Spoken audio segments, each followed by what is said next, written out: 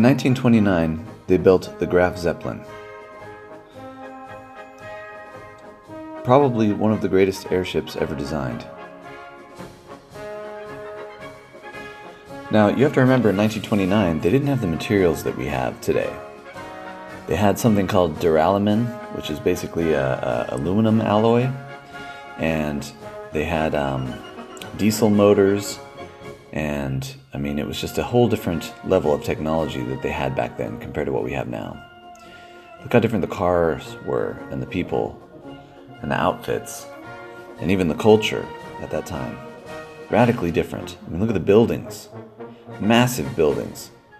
All steel and wood, and I mean, this is the era before plastic. This is 1929. And to pretend that we couldn't build a better airship at this point in 2018 is a little silly, in my opinion. So that's what I want to do. I want to build an airship. I'd like to build an open source designed, lightweight, inexpensive airship that is piloted robotically.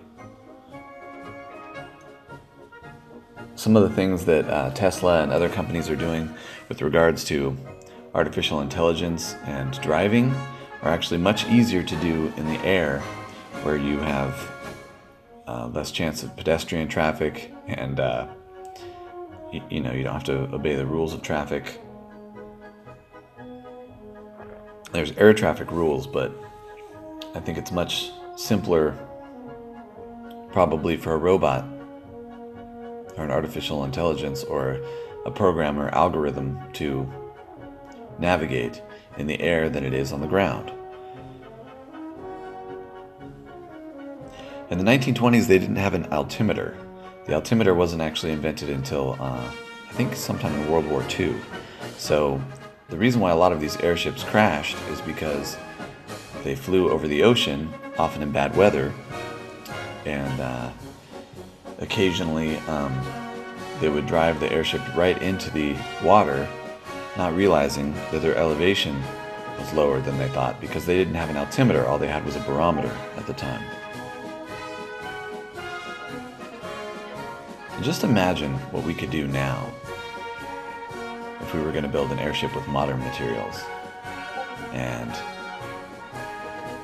the possibility of a tremendous solar array on top, and having it all electrical, with electrical storage being in graphene ultracapacitors. I mean, even the shape is based on an older nautical design. It's not really appropriate for flying through the air.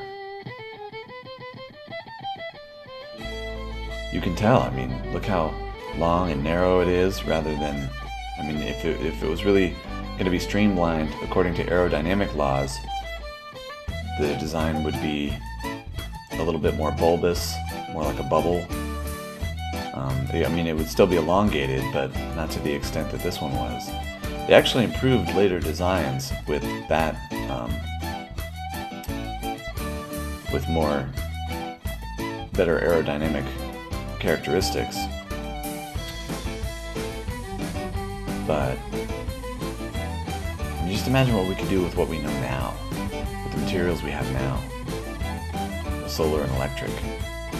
I think it's time we revisit the idea of making airships.